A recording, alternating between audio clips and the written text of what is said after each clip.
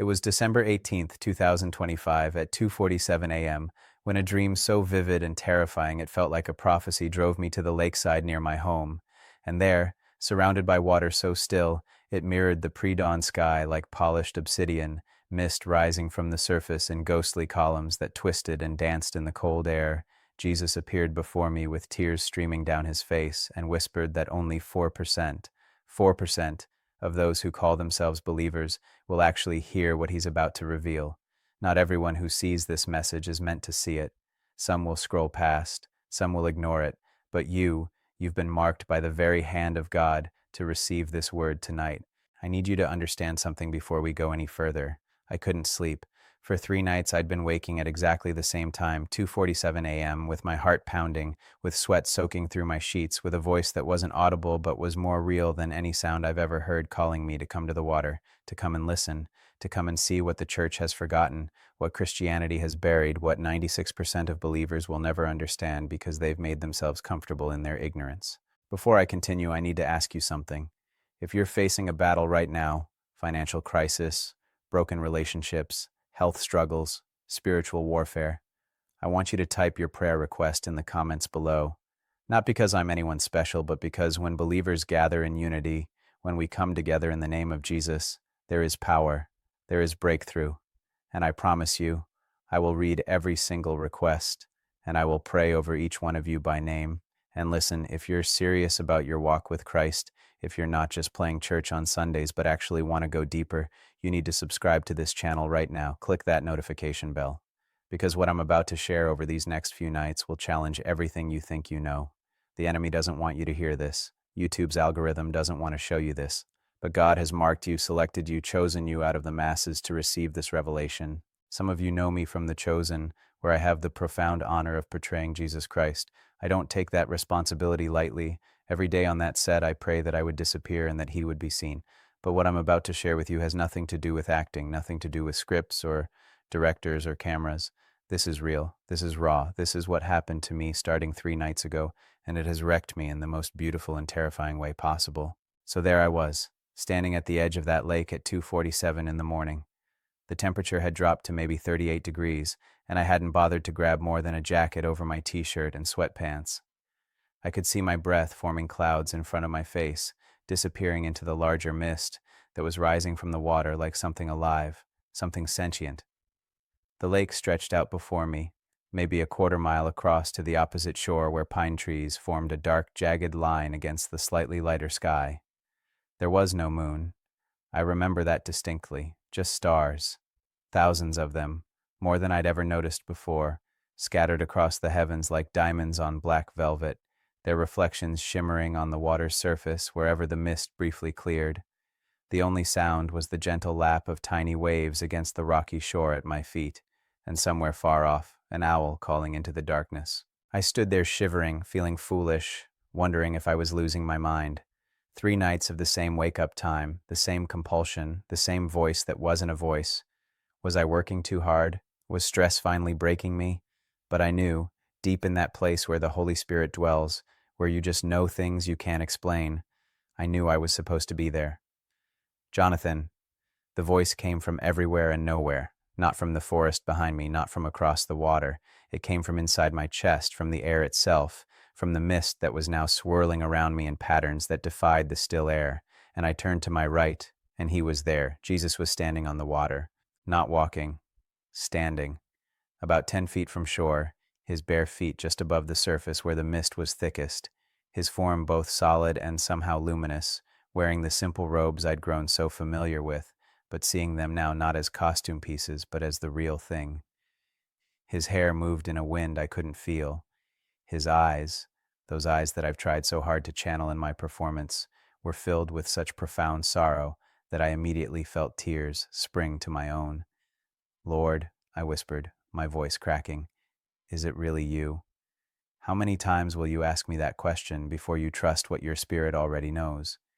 His voice was gentle but carried weight, carried authority, carried the same power that spoke galaxies into existence. "Come, walk to me. And here's the thing." I didn't hesitate. I didn't think about Peter sinking. I didn't think about the impossible physics of it. I stepped off that rocky shore onto the water, and it held me. It was solid beneath my feet, cold and somehow soft, like walking on firm gel. The mist swirled around my ankles as I walked toward him, each step more real than any step I've ever taken on dry land. When I reached him, he placed both hands on my shoulders, and I felt heat radiate through my jacket, through my skin, into my bones.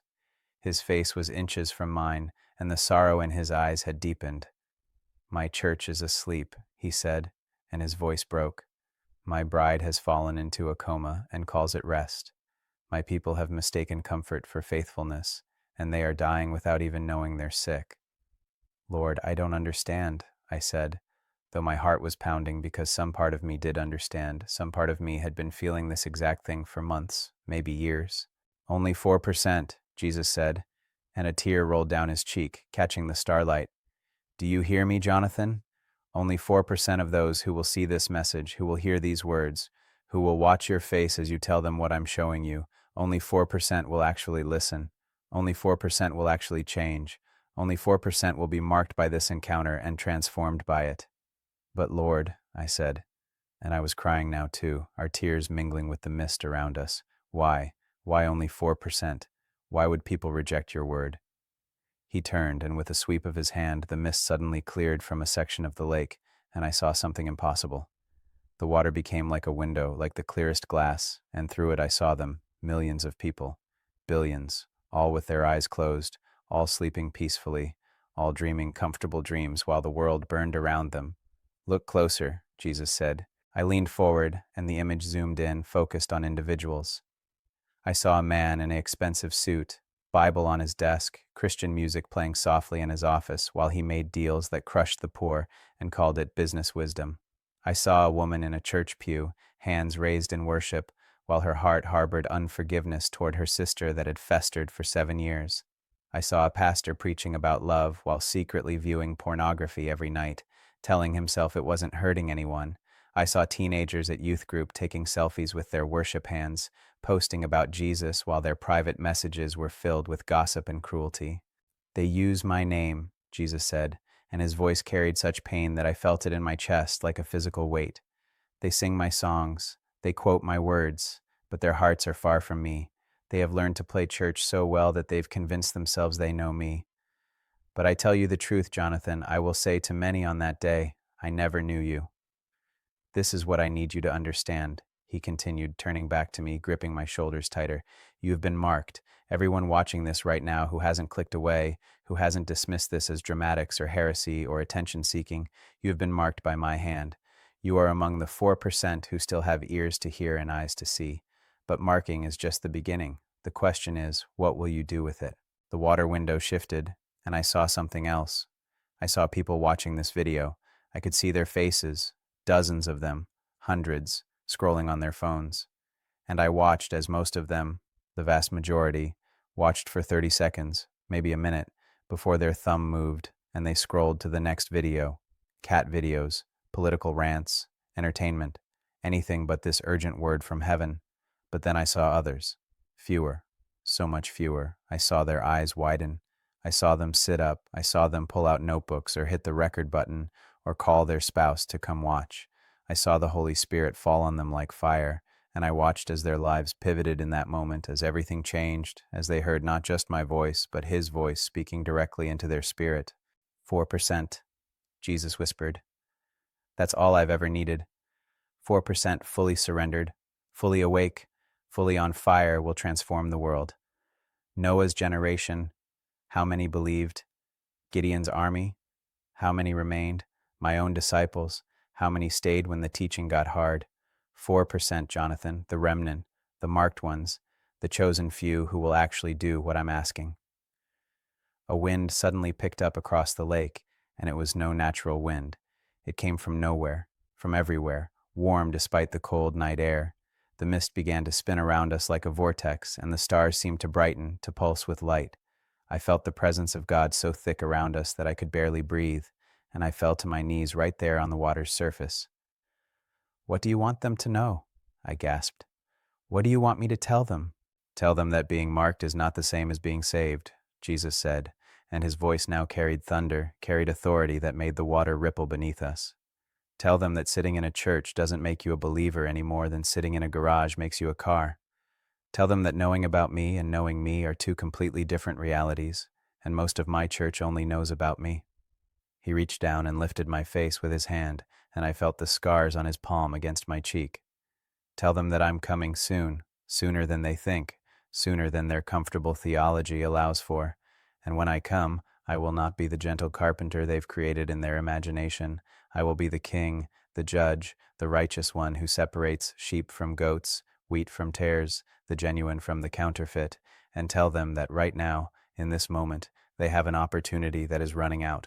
The door is still open, but it will not remain open forever. Another image appeared in the water window. I saw a massive door, ancient and wooden, standing open with light pouring through it, and I watched as people walked past it, too busy, too distracted, too comfortable to even notice it was there. They had places to go, things to do, lives to live. But then the door began to close, slowly, inch by inch, and suddenly some people noticed, and they started to run toward it, but they had waited too long, had ignored too many warnings, had hit the snooze button on the Holy Spirit's alarm too many times. The door is closing, Jesus said, not because I want anyone to perish, God forbid, but because time is linear in your world, and we are approaching the moment when linear time intersects with eternal purpose, the appointed time, the prophesied time, the time when the bridegroom returns for his bride. But Lord, I said, how will they know? How will they become part of the 4%? He smiled then, and it was the most beautiful and heartbreaking smile I've ever seen. That's what the next 3 nights are about, he said. I'm going to show you exactly what the 4% do differently. I'm going to reveal the secrets that separate the marked from the masses. I'm going to give you a message that will divide rooms, split families, separate the lukewarm from the on fire. And those who have been truly marked will recognize my voice and respond. The mist began to thicken again, and his form started to fade, like he was being absorbed back into the very air around us. Meet me here tomorrow night, he said. Same time, and I will show you the first key that the 4% possess, the key that most believers have lost and don't even know they're missing. Wait, I called out. Don't go yet. I have so many questions. But he was gone, and suddenly I was standing knee-deep in freezing water about 3 feet from shore, soaked and shivering, the normal world crashing back around me. The mist was just mist, the stars were just stars, but everything was different. I was different. I stumbled back to shore, my feet numb, my pants dripping, and I fell onto the rocky beach and wept. I wept for the 96% who would never hear this. I wept for the comfortable Christianity that I'd been guilty of myself. I wept for the door that was closing, but I also wept with hope, because I realized that if you're still watching this, if you're still reading these words, if something in your spirit is stirring and burning and coming alive, you're part of the 4%. You've been marked, you've been chosen, not because you're better, but because you're willing, because your heart is still soft enough to hear his voice. Listen to me. I need you to do something right now. I need you to comment below and simply type, I am marked. That's it. Just those 3 words. Because when you declare it, when you speak it out, something shifts in the spiritual realm. You're making a commitment. You're stepping out of the boat. You're saying yes to being part of the remnant that will actually go all the way with Jesus. And I need you to come back tomorrow night. Same time, I'll post the next part. Because what Jesus showed me on the second night was even more radical, even more challenging, even more urgent than what I've shared tonight.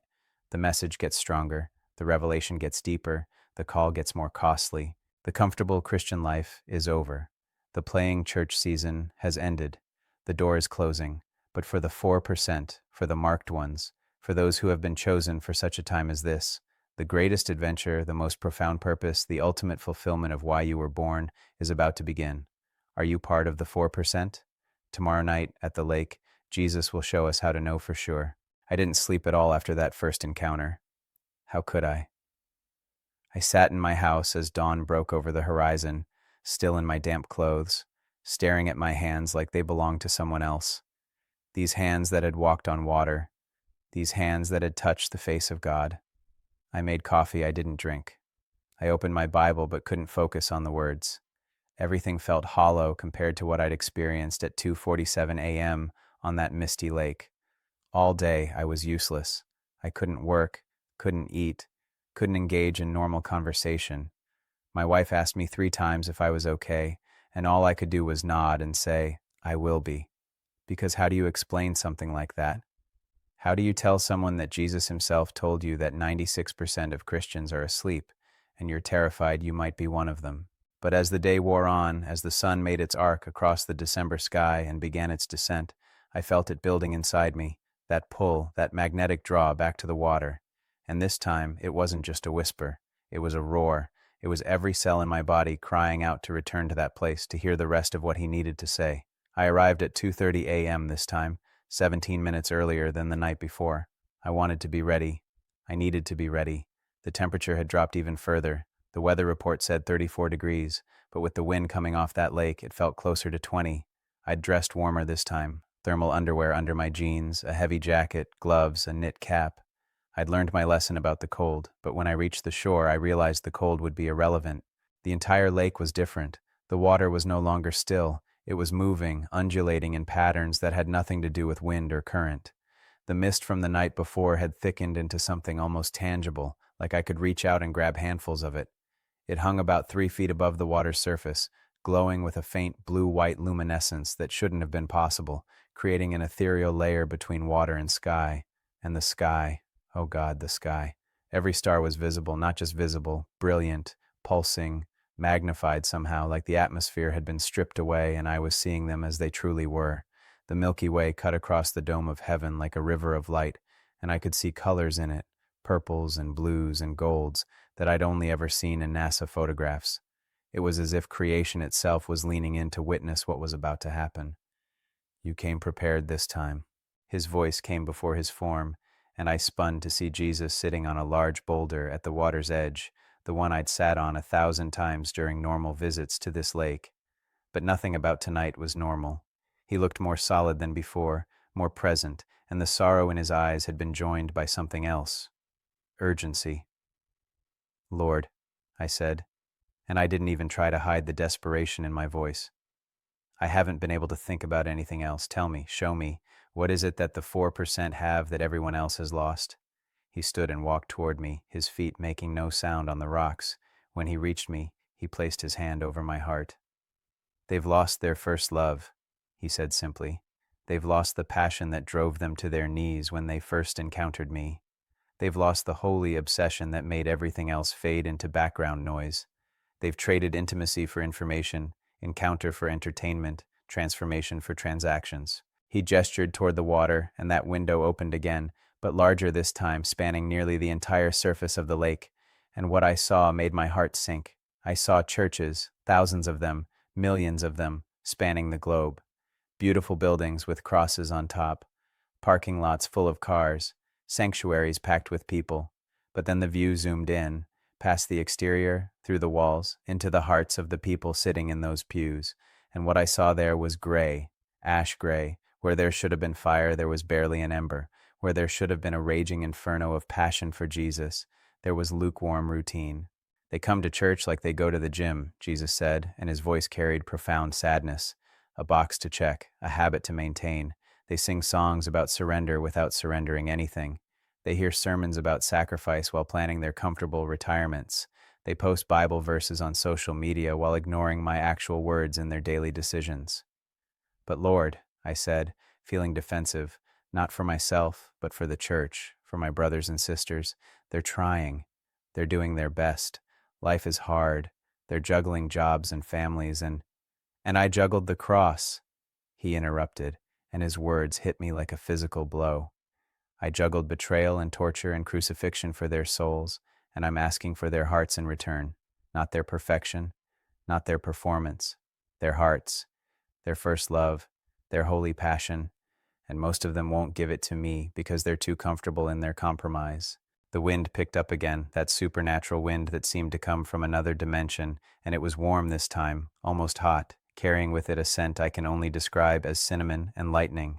The mist began to swirl around us, and Jesus walked out onto the water again. This time, he didn't invite me. He turned and began walking away from shore, deeper into the lake, and I had to follow. I had no choice. My feet moved of their own accord, stepping onto that impossible solid surface, walking after him into the glowing mist. Let me show you what first love looks like, he said. The scene in the water changed. Now I saw individual people, not in churches but alone. A woman in her kitchen at 4 a.m., Bible open on the counter, tears streaming down her face as she whispered prayers so intimate, so raw, so desperately hungry for his presence that I felt like I was intruding just by watching. A man in his car, parked in an empty lot before work, hands gripped on the steering wheel, worship music playing, his whole body shaking as the Holy Spirit overwhelmed him. A teenager in her bedroom, ignoring her phone that buzzed with notifications, kneeling beside her bed, journal open, writing love letters to Jesus. These are the 4%, Jesus said. These are the marked ones. Watch what makes them different. And I saw it. I saw that each of them carried something the others didn't. A visible flame, burning in their chests where their hearts were. It was small in some, barely more than a candle flame. In others, it was raging, threatening to burst out of their skin, but it was there, alive, real, burning. This is what I meant when I told John to write to Ephesus. You have forsaken your first love, Jesus explained, walking in slow circles around me as the images continued to play out on the water's surface. This isn't about feelings, Jonathan. This isn't about emotional experiences or goosebumps during worship songs. This is about a consuming fire, a holy obsession, a desperate hunger for my presence that makes everything else in life reorder itself around that central passion. He stopped and faced me, and the intensity in his eyes made me want to look away, but I couldn't. The 4% wake up thinking about me. They go to sleep talking to me. They make decisions, small ones, big ones, everyday ones, by asking first, what would please Jesus? What would honor Jesus? What would draw me closer to Jesus? And I'm not talking about religious duty. I'm talking about the way a person in love thinks constantly about their beloved. That's first love. That's what's been lost. I felt conviction wash over me like a wave, because I knew, God, I knew, that even I had lost this at times. Even portraying Jesus on screen, even praying publicly, even doing ministry, there were seasons where I'd let the fire die down to embers, where I'd gotten so busy doing things for Jesus that I'd stopped just being with Jesus. Lord, I'm guilty of this, I whispered. I've lost it too. I know. He said gently. Why do you think I called you here? Why do you think I'm showing you this? You think this message is just for others? Jonathan, I'm rebuilding the fire in you so you can show them what it looks like to burn. The images changed again. Now I saw the contrast, side-by-side comparisons. On one side, a person with that flame in their chest going through their day. They faced traffic and responded with patience. They encountered a rude cashier and spoke kindness. They heard gossip and refused to participate. They had money and gave it away sacrificially. They were insulted and blessed in return.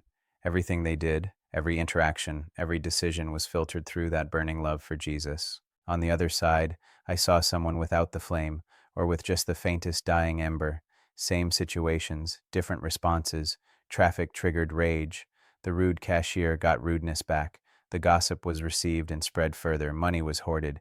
Insults were returned with vengeance. And the most heartbreaking part? This person went to church on Sunday, sang worship songs, posted Bible verses, called themselves a Christian.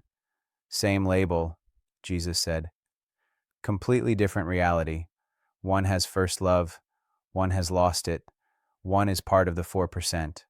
One is part of the 96%. And here's what will shock most of your viewers, Jonathan.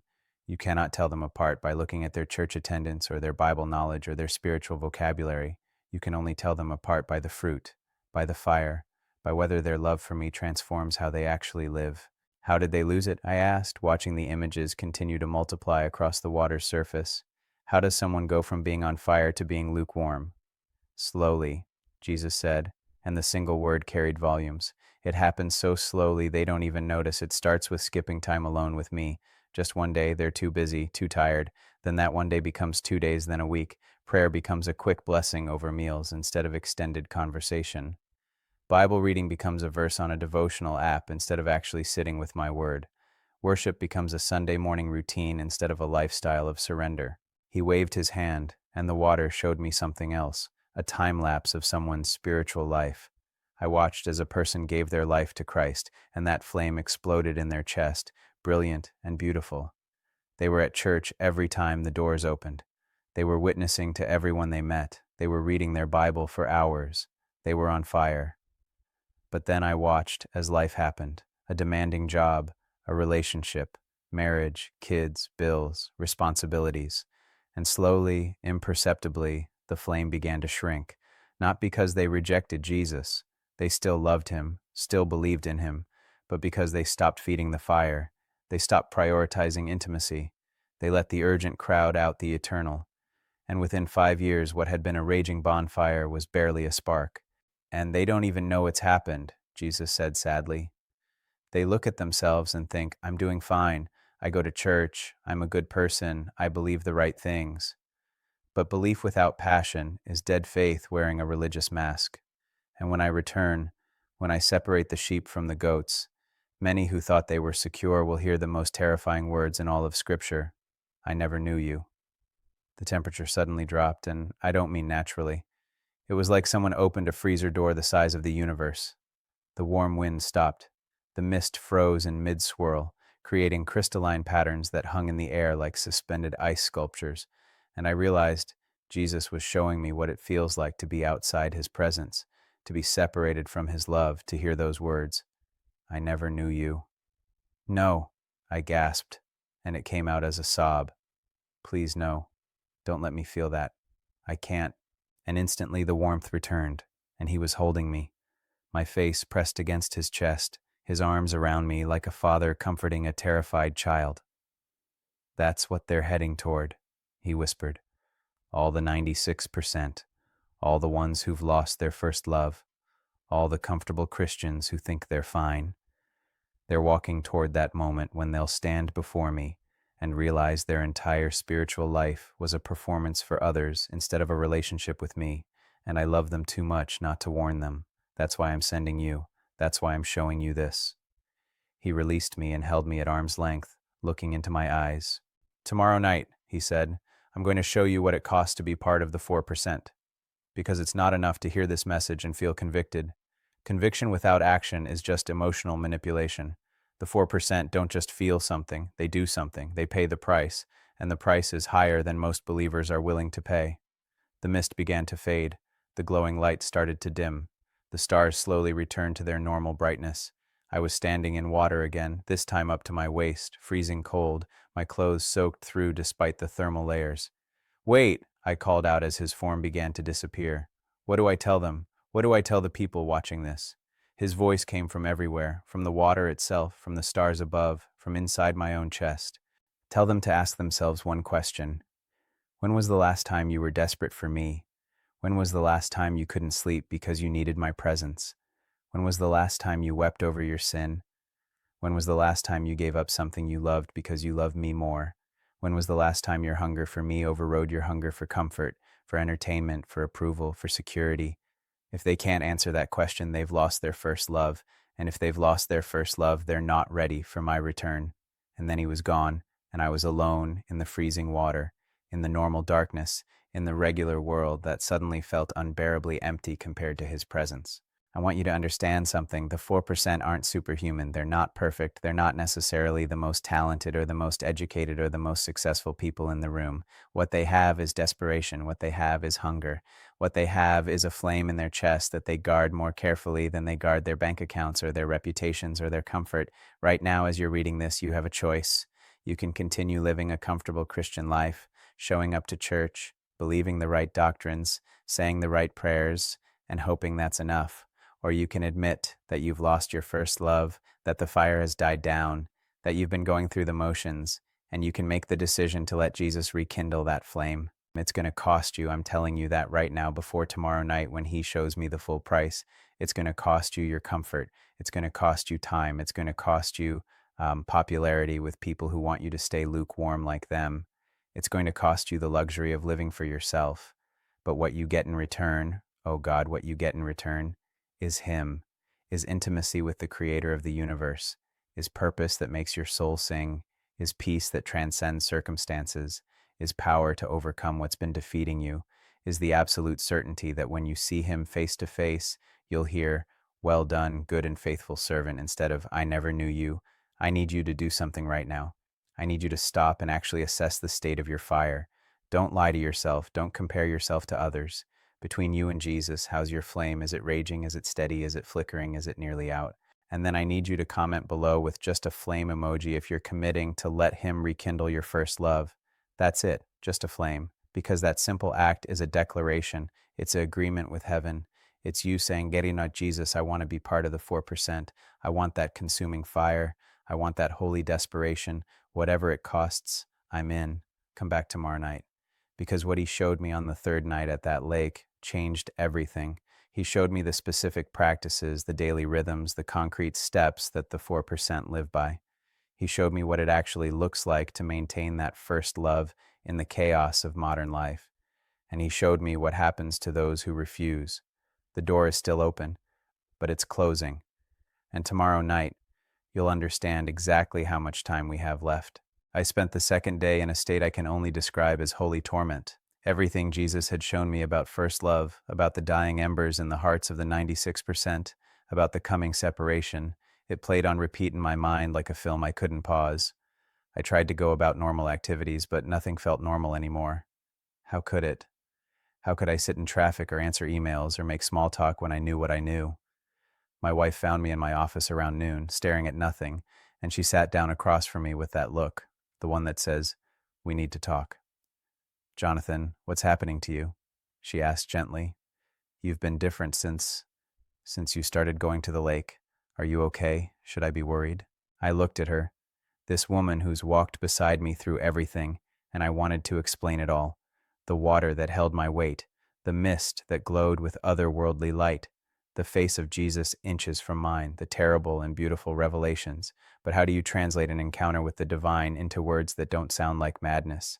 "I'm more okay than I've ever been," I finally said, "and more undone than I've ever been. I'm seeing things clearly for the first time, and it's terrifying because I realize how asleep I've been, how asleep we've all been." She studied my face for a long moment, then nodded slowly. "Then whatever you're doing, keep doing it, because I've been married to you long enough to know the difference between a breakdown and a breakthrough. This is a breakthrough." That conversation sustained me through the rest of the day as I waited for 2:47 a.m. to arrive. But this third night felt different, even before I left the house. There was electricity in the air, a charge that made the hair on my arms stand up. The weather had shifted dramatically, a storm system was moving in, and the forecast called for severe conditions. Lightning, high winds, freezing rain. I should have stayed home.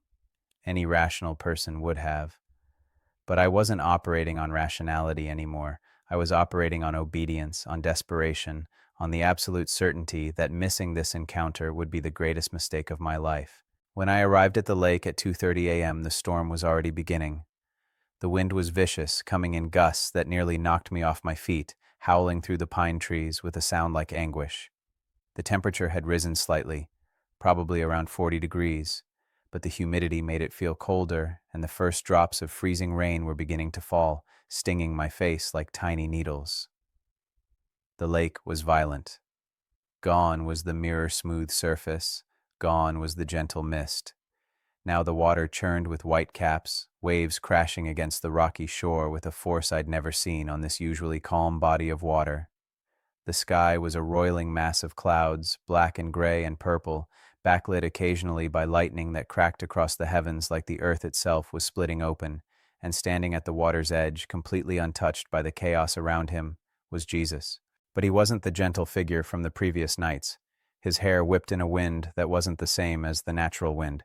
His wind was coming from a different direction, from another realm entirely. His eyes burned, actually burned with an inner fire that made me want to fall on my face. His robes glowed with a light that pulsed in rhythm with the lightning. This was Jesus the King, Jesus the Judge, Jesus the consuming fire. "Are you ready to see what it costs?" His voice cut through the storm like a blade through silk. "Are you ready to know what separates the 4% from the comfortable masses? Because once I show you this, once you know it, you cannot unknow it. You will be accountable for what I'm about to reveal." "I'm ready," I shouted over the wind, though every cell in my body was screaming that I wasn't ready, could never be ready. "Come," he commanded, and before I could move, the water between us formed a bridge. not solid like the previous nights, but a pathway of churning water that somehow held together in a strip about 3 feet wide, leading from the shore to where he stood about 30 feet out. Lightning struck the far side of the lake, illuminating everything in stark white light, and I saw that the pathway had no railings, no safety, nothing to catch me if I fell, just churning water on either side and an impossible walk ahead. I stepped onto it. The water bucked beneath my feet like a living thing. Each step was a battle against the chaos, against the physics that screamed this was impossible, against the fear that threatened to paralyze me, but I kept my eyes on him, on that burning gaze, on the one who was calling me forward, and I made it. I reached him and collapsed at his feet, my hands gripping his ankles, my forehead pressed against the water pathway. "Look up," he said. I raised my head, and the entire lake had transformed into that window again, but this time it wasn't showing me distant scenes. It was showing me faces, thousands of them, millions of them, pressed against the surface like they were looking through glass from the other side. And I realized with a jolt that I was seeing the people who would watch this video, who would hear this message, who would be confronted with this choice. "These are the ones who've been marked," Jesus said, gesturing to the faces. "These are the potential 4%. They've been hand-picked, called, chosen not randomly but specifically. I've orchestrated their algorithms, their timing, their circumstances to bring them to this message at this exact moment in their lives. But marking them was the easy part. Transforming them is where most will fail." He waved his hand, and the faces began to sort themselves. Some moved to his right, glowing with that inner flame I'd seen before. Others drifted to his left, dimmer, flickering, some already fading out entirely.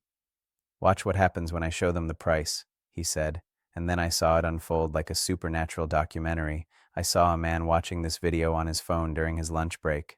I watched conviction hit him, watched tears start to form, watched him begin to nod in agreement. But then his phone buzzed with a text from his buddies.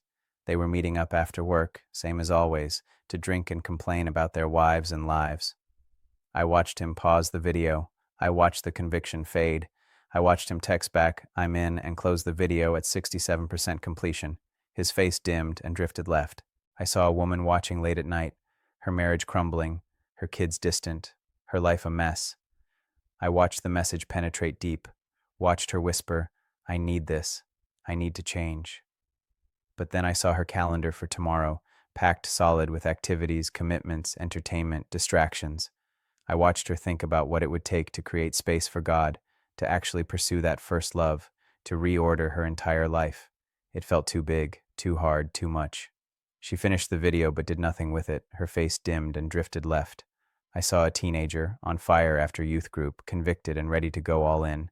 But then I saw his friend group, the ones who'd mock him if he got too religious, who'd exclude him if he became that Christian. I watched him choose acceptance over Jesus. His face dimmed and drifted left. "Stop," I cried out. "Please show them it's worth it. Show them what they're giving up." "I'm showing them through you," Jesus said, and his voice was both gentle and fierce.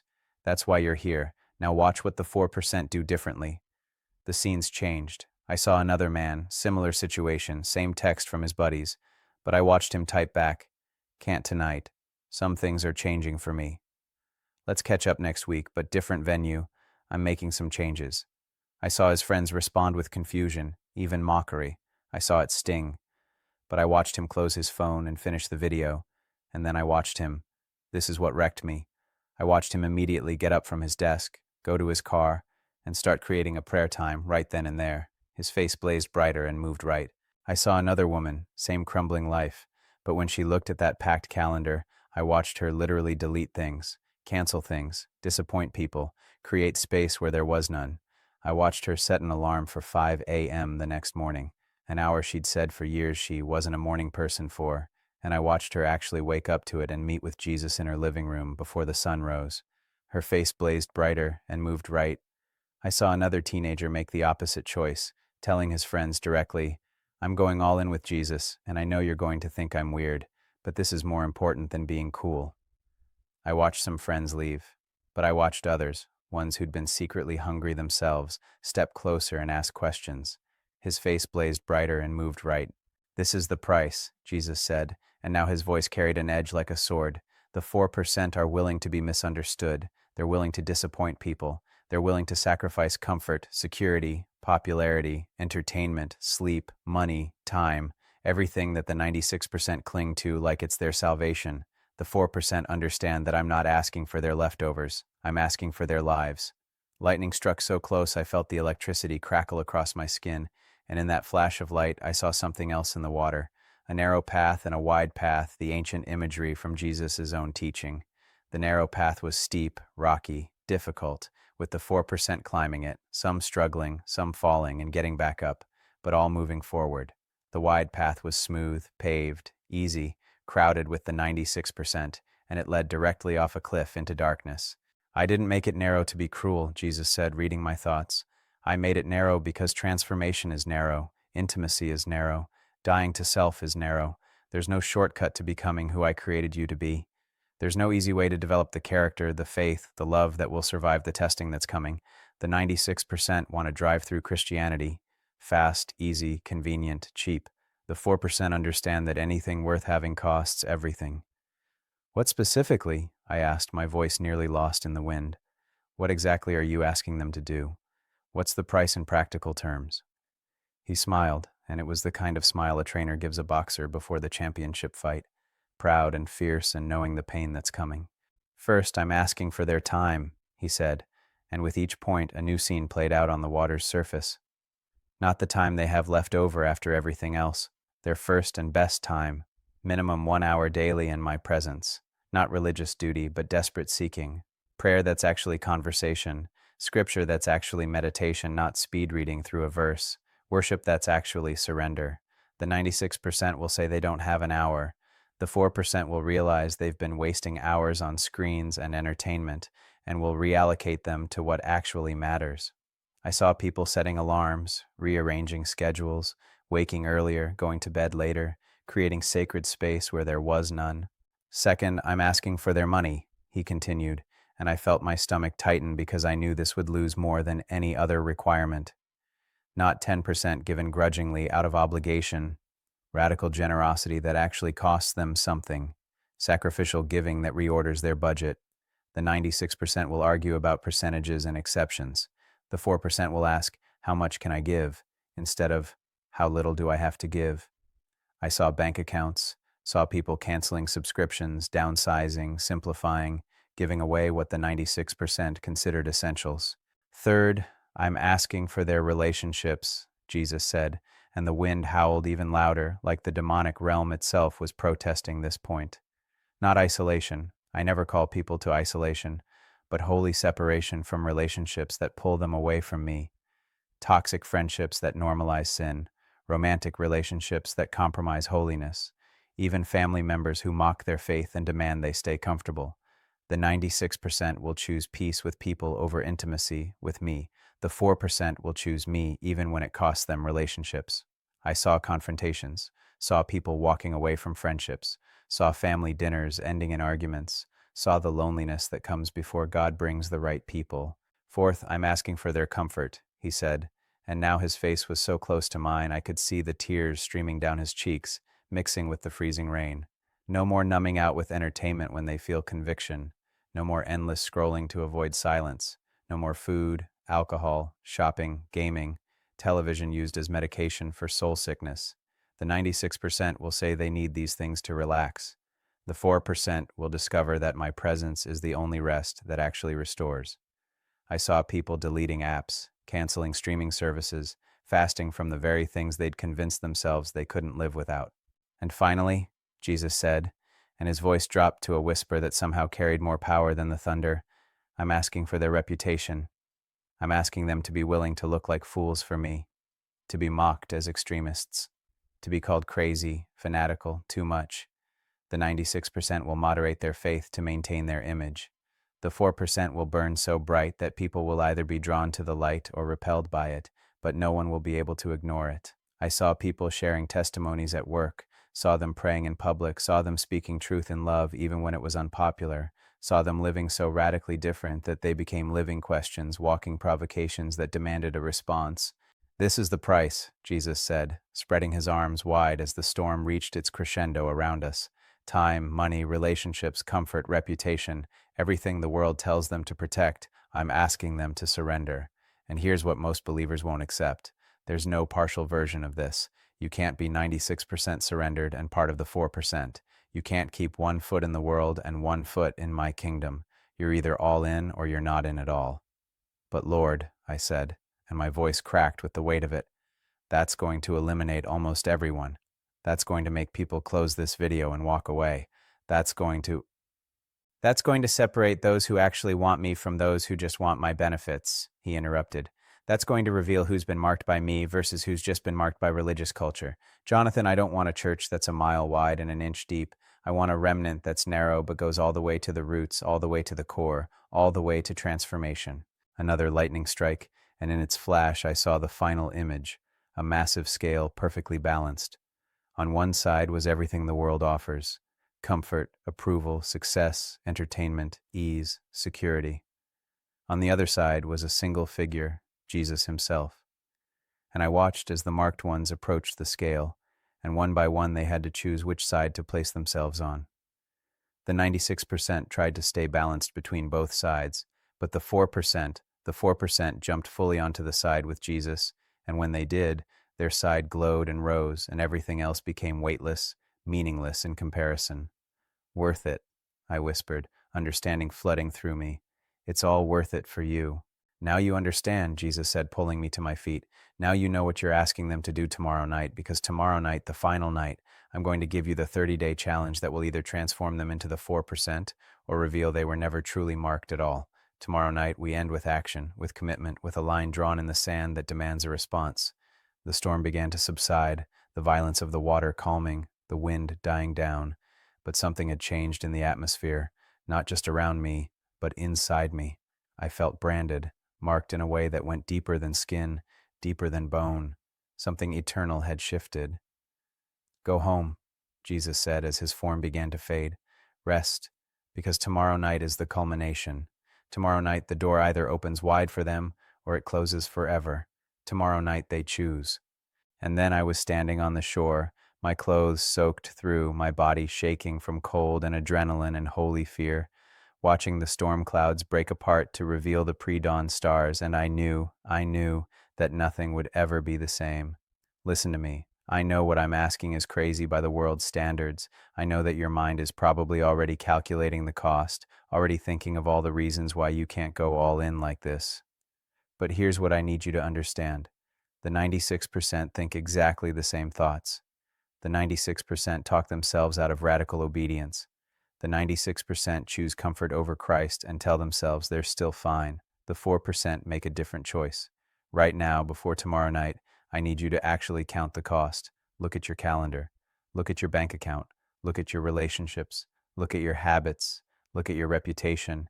And ask yourself honestly, am I willing to put all of this on the altar for Jesus? If your answer is anything other than an absolute yes, you need to wrestle with that before tomorrow night. You need to get alone with God and ask him why you're hesitating. What are you protecting? What are you unwilling to surrender? Because that thing, that's your idol. That's what's keeping you out of the 4%. Comment below with all in if you're ready to pay the price. Not if you're hoping to, not if you think you might be, but if you're making the decision right now that whatever he asks tomorrow night, you'll do it. Tomorrow night is the final encounter. Tomorrow night, Jesus gives the specific 30-day challenge that will mark you forever. Tomorrow night, we find out if you're really part of the 4% or if you've just been an interested observer. The door's closing. Tomorrow night, you'll know exactly when it shuts. The storm from the third night had cleared completely, leaving behind a December morning so crisp and clear it felt like creation had been scrubbed clean. The temperature had dropped again, 28 degrees according to my car's thermometer, and every breath I took formed clouds that hung in the still air like visible prayers. The lake was frozen along the edges, thin sheets of ice extending about 5 feet from shore, fracturing into geometric patterns that caught the starlight. I arrived at 2:30 a.m. again, but this time I didn't come alone. I'd brought my Bible, a journal, and a pen, because I knew, somehow I just knew, that what Jesus was about to give me needed to be recorded with precision. This wasn't just another encounter. This was the instruction manual. This was the roadmap for the 4%. He was already there when I arrived, standing not on the water this time, but on the shore, as if meeting me in my world rather than calling me into his. He looked more human than he had the previous nights, still radiant, still unmistakably divine, but approachable in a way he hadn't been during the storm. His face carried peace, but his eyes held urgency. "The final night," he said simply. "Are you ready to receive what I'm entrusting to you?" "I am," I said, and I meant it with every atom of my being. "Then sit." He gestured to a flat rock, and I sat, opening my journal, pen poised. He remained standing, looking out over the water as he began to speak, and I wrote as fast as I could, capturing every word. For centuries, my church has been given programs and seminars and 12-step plans and 40-day devotionals, and some of these have value. I don't despise structure or intentionality, but what I'm about to give you is different. This isn't a program, this is a transformation protocol. This is what separates the 4% from everyone else. This is what takes someone from marked to mobilized. He turned to face me, and the intensity had returned to his gaze. I'm calling it the 30-day marking. Not because transformation is complete in 30 days, that's a lifetime journey, but because 30 days is long enough to break the grip of the old life and establish the foundation of the new one. 30 days is long enough to reveal who's serious and who's just emotionally stirred. 30 days is long enough for the 96% to quit and the 4% to be forged. The water behind him began to glow again, and images started forming, but this time they were moving forward in time, showing me people who would take this challenge, showing me their transformations, their struggles, their victories. "Here are the non-negotiables," Jesus said, and his voice took on the tone of a commander giving orders that would mean the difference between victory and defeat. "Every single person who commits to this must do all 5 of these things daily for 30 days straight. Not most days, not when convenient, every single day. And if they miss even one, they start the count over. This isn't legalism. This is the intensity required to break free from the grip of lukewarm religion." He held up his hand, and somehow I could see numbers appearing on his fingers, like fire writing on skin. "First, 1 hour with me before you check your phone, before you speak to anyone, before you engage with the world. Not just any hour, your first hour, your best hour, when your mind is fresh and your defenses are down. This is non-negotiable. The 96% will say they're not morning people. The 4% will become whatever kind of person they need to be to prioritize intimacy with me." I watched in the water vision as people set alarms for 4 a.m., 5 a.m., whatever time gave them that sacred hour. I watched some of them struggle, falling asleep in prayer, losing focus, battling wandering minds. But I watched them persist, and over days I watched something beautiful happen. The struggle became hunger, the discipline became desire, the obligation became addiction to his presence. Within that hour, Jesus continued, they must do 4 things, and they must do them in this order, because the order matters. First, 15 minutes of pure worship. Not listening to worship music. That can come later. Pure worship from their own mouth. Singing to me, speaking praises, declaring my attributes, loving me with words. This reorients their entire being from self-centered to God-centered. This is where first love is rekindled. I saw people, some who could sing beautifully, some who were tone deaf, lifting their voices in bedrooms, in cars, in closets, in backyards. And I saw heaven respond, saw angels leaning in, saw the Father's face light up the way a parent's face lights up when their child says, "I love you," unprompted. Second, 15 minutes of confession and repentance, not casual sorry for messing up prayers, deep, specific, honest confession of every sin from the previous day. Name them, own them, repent of them. Let my blood cleanse them. The 96% gloss over their sin or compare themselves to others and feel fine. The 4% take sin seriously because they understand that unconfessed sin is like drinking poison slowly. It won't kill you immediately, but it's killing your intimacy with me. The vision showed people weeping, saw them confronting patterns they'd excused for years, saw them getting brutally honest with God about their thought life, their secret habits, their hidden compromises, and I saw something break off them, literal dark shadows that had been clinging to them, whispering lies, draining their fire. Third, 15 minutes in my word, but not reading for information, reading for transformation. One passage, maybe just a few verses, read slowly, repeatedly, meditatively. Let it sink into their bones. Let it confront their thinking. Let it renew their mind. I want them chewing on scripture like food they're savoring, not speed eating to check a box. I watched people with open Bibles highlighting, writing in margins, speaking verses out loud, asking God questions, letting the Holy Spirit illuminate truth. And I watched as the word began to actually change them. Their facial expressions shifted. Their posture changed. Light began to emanate from them in increasing measures. Fourth, 15 minutes of intercessory prayer, not for themselves. They've already brought their own needs in confession. 15 minutes praying for others by name, for the lost, for the suffering, for other believers, for their enemies, for revival, for my kingdom to come. This is where they break free from the narcissism that plagues modern Christianity. This is where they become priests, standing in the gap. The vision showed prayer warriors being forged, showed people with lists of names, showed them weeping over cities and nations, showed them binding and loosing in the spiritual realm, showed demons fleeing and angels being deployed in response to their prayers. That's the first non-negotiable, Jesus said, the daily hour, and here's what I promise. Anyone who completes 30 days of this will be so transformed, so addicted to my presence, so ruined for anything less, that they won't want to stop. The hour will become their lifeline, but they have to push through the first 2 weeks when it feels hard, when the flesh rebels, when the enemy attacks with everything he has to make them quit. He held up a second finger, and fire traced another number. Second, non-negotiable, a daily sacrifice. Every single day for 30 days, they must sacrifice something they want for something I want. Fast a meal and give that food money to someone in need.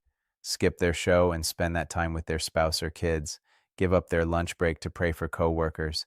Delete a time-wasting app and use that reclaimed time to serve. This is where they learn that following me actually costs something, where they break the addiction to constant comfort, where they discover that sacrifice produces intimacy. I saw 1,000 different sacrifices playing out, some small, some massive. A man giving his lottery ticket money to a homeless shelter, a woman canceling her nail appointment and spending that money on Bibles for a prison ministry, a teenager deleting Instagram and using that time to volunteer at a nursing home. And I saw their faces change, saw joy replace the initial resistance, saw them discover the ancient truth that giving produces more happiness than getting ever could. Third, non-negotiable, a daily act of bold faith. Every day they must do something that requires them to trust me, something that makes them uncomfortable, something that risks rejection or failure or looking foolish. Share their faith with one person, pray for a stranger in public, give away something valuable, speak truth in a difficult conversation. This is where faith becomes active, where belief moves from theory to practice, where they become the salt and light I called them to be instead of hidden Christians. The vision showed courage being built, showed people shaking as they approached coworkers to share testimony, showed them praying for healing in grocery stores, showed them having hard conversations with family members about truth. Some were rejected, some were mocked, but others responded with hunger, with questions, with their own desperate need for Jesus. And I watched as these daily acts of bold faith created a lifestyle of supernatural expectation. Fourth, non-negotiable, a daily digital fast, from the moment they wake until their hour with me is complete, and then again for 1 additional hour before bed. No phone, no computer, no TV, no screens. At minimum, 2 hours of their day must be completely unplugged. The 96% are enslaved to their devices and don't even know it. The 4% will discover that what they thought was connection was actually distraction from true connection with me and others. I saw people struggling with this more than almost anything else: the reflexive reach for the phone, the anxiety of missing notifications, the FOMO, fear of missing out, that our generation has normalized. But I watched those who pushed through discover something beautiful: presence, real conversation, actual observation of the world around them, space for God to speak in the silence. Fifth, non-negotiable, a daily testimony. Every single day, they must share with at least one person what I'm doing in their life through this challenge. Post about it online, text a friend, tell a family member, share in a prayer meeting. This is accountability, this is witness, and this is warfare, because when they declare my goodness publicly, they're marking themselves as mine, they're drawing others into hunger, and they're infuriating the enemy who wants them silent and hidden. The vision showed social media posts, text threads, coffee shop conversations, videos recorded and shared, and I watched the ripple effect. One person's testimony inspiring another, who inspired another, who inspired another. I watched the 4% multiply not through guilt or manipulation, but through authentic transformation that others couldn't help but notice.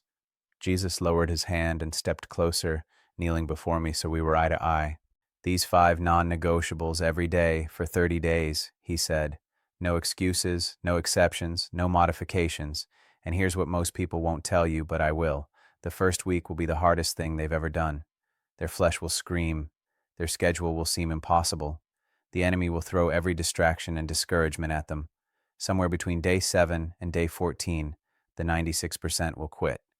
They'll tell themselves they'll start again later. They'll make excuses. They'll convince themselves that God understands they're busy. But the 4%? His face broke into a smile that lit up the entire lakeshore. The 4% will push through. They'll get up when they don't feel like it. They'll pray when prayer feels dry. They'll sacrifice when sacrifice hurts. They'll step out when they're terrified. They'll unplug when they're anxious. They'll testify when they're embarrassed. And somewhere around day 15, something will shift. The discipline will become delight. The struggle will become strength. The sacrifice will become sweetness. And by day 30, they won't recognize who they were when they started. He stood and pulled me to my feet, and then he did something he hadn't done in any of the previous encounters. He embraced me, pulled me close, and I felt the heartbeat of God against my chest. The deadline is January 17th, 2026, he whispered in my ear. 30 days from December 18th. Anyone who starts this challenge today and completes it will finish on January 17th, and they will be ready for what's coming. They will be the remnant. They will be the marked ones. They will be the 4% who will shine like stars in the darkness that's approaching. He released me and stepped back, and I saw that the sun was beginning to rise behind him, the first rays of dawn painting the eastern sky in shades of pink and gold, reflecting off the frozen edges of the lake. Go back to this place in 31 days, Jesus said, as his form began to fade with the growing light. Come back on January 18th, after the challenge is complete, and I'll show you what happens next. I'll show you how the marked ones will be mobilized. But until then, your job is simple. Deliver this message, issue this challenge, and trust me with the results. Some will mock you. Some will call you extreme. Some will unsubscribe and walk away. Let them. You're not fishing with a net. You're fishing with a spear aimed at the 4% who are desperate enough to go all the way. Wait, I called out as he became translucent. What do I tell them when they fail, when they miss a day? His voice came from the sunrise itself. Tell them that grace covers failure, but grace doesn't enable excuses. If they miss a day, they start over with day 1. Not as punishment, but because transformation requires consistency. And tell them this, I'm not looking for perfection. I'm looking for persistence. The 4% aren't the ones who never struggle. They're the ones who struggle and keep going anyway. And then he was gone, and I was alone with my journal full of notes, with the sun warming my face, with a mission that felt simultaneously exhilarating and terrifying. I drove home in silence, no music, no podcast, just processing everything I'd been given. And when I got home, I did something I've never done before. I went straight to my office, ignored my phone that was buzzing with notifications, and I started my own 30-day marking, because I realized I couldn't ask others to do something I wasn't willing to do myself. That was 4 weeks ago. Today is January 18th, 2026, and I'm recording this final part after completing the challenge myself. And I need to tell you, everything he said was true. The first 10 days almost killed me. I failed on day 8, slept through my alarm, checked my phone before my hour with God, and had to start over. The second attempt, I made it to day 12 before I skipped my daily sacrifice because I was traveling and it felt inconvenient. Started over again. Third attempt, I made it all 30 days, and I finished 2 days ago, and I am not the same person. I can't explain it adequately, but there's a fire in my chest that wasn't there before. There's a clarity in my mind that cuts through the noise of culture. There's a boldness in my spirit that makes me care more about God's approval than human opinion. There's an intimacy with Jesus that has become the center of gravity around which everything else orbits. I'm ruined for mediocre Christianity. I can't go back. I won't go back. And here's what I need you to understand. This message, these 4 parts, this entire encounter, it wasn't for everyone. It was for you, specifically you. The fact that you've read all the way to this final paragraph means you're marked. The question is, will you do anything about it? Right now, today, you have a choice that you won't have tomorrow. Right now, the door is still open. Right now, you can make the decision to join the 4%, to take the 30-day marking, to let Jesus transform you from comfortable Christian to consecrated warrior. Here's what I need you to do. Action step 1. Comment below with "I'm starting today" and include today's date. This is your public declaration. your line in the sand, your commitment before witnesses. Action step 2. Screenshot or write down the 5 non-negotiables. Post them somewhere you'll see them every morning. 1 hour with God, worship, confession, word, intercession. Daily sacrifice, daily act of bold faith. Daily digital fast, 2 hours minimum. Daily testimony. Action step 3. Find an accountability partner, someone who will check on you, pray for you, and call you out if you start making excuses. Text them right now and invite them to do the challenge with you. Action step 4. Set your alarm for tomorrow morning, whatever time gives you that sacred hour before the world makes demands on you. And when it goes off, don't negotiate, don't snooze, don't make deals with yourself. Get up, show up, meet with Jesus. Action step 5. Mark January 17th, 2026 on your calendar as your completion date. That's 30 days from December 18th. On that day, if you've completed the challenge, come back to this channel and comment 30 days complete so we can celebrate what God has done in you. Now let me tell you what's going to happen. Most people who read this won't start. They'll be inspired, maybe even convicted, but they won't actually take action. Some will start but quit within the first week. Others will make it further but will find an excuse to stop. The 96% will filter themselves out through their own choices. But you, if you're truly part of the 4%, you'll start today. You'll push through when it's hard. You'll get back up when you fail. You'll finish what you started. And on the other side of these 30 days, you'll be marked in a way that's visible in the spiritual realm, a way that positions you for everything God has been preparing you for. I went back to the lake this morning, January 18th, just before dawn. I didn't have an appointment with Jesus, didn't expect another supernatural encounter. I just went to pray and reflect on the journey. And as I stood there in the cold, watching mist rise from the water, just like it had 4 weeks ago, I heard his voice one more time, not audible but clear as crystal in my spirit. Well done, now multiply. That's what this is about. Not just your transformation, though that's crucial, but multiplication. When you complete the 30-day marking, you won't be able to keep quiet about it. You'll be a living testimony, a walking provocation, a question mark that demands an answer, and others will see what Jesus has done in you and hunger for the same thing. The 4% doesn't stay at 4%. The 4% becomes 8%, becomes 16%, becomes a movement of marked ones who turn the world upside down the way the early church did. But it starts with you. It starts today. It starts with a decision to stop being a spectator in your own spiritual life and become a participant in the greatest adventure available to humanity, intimacy with the creator of the universe. I'm going to be doing this alongside you. I've already started my second 30-day cycle because I've discovered that this isn't a one-time challenge. It's a lifestyle. And I'll be sharing updates, encouragements, and teachings throughout the month on this channel for everyone who's in the challenge. But I need you to understand the urgency. I don't know how much time we have. I don't know how long the door stays open. What I do know is that Jesus has been clear. He's coming soon, sooner than most believe. And when he comes, the separation will be absolute. The 4% will hear, "Well done, good and faithful servant." The 96% will hear something very different. Where do you want to be on that day? Let me close with one final image from the lake. On that last morning, January 18th, as I was praying, the sun broke over the horizon and illuminated the entire landscape.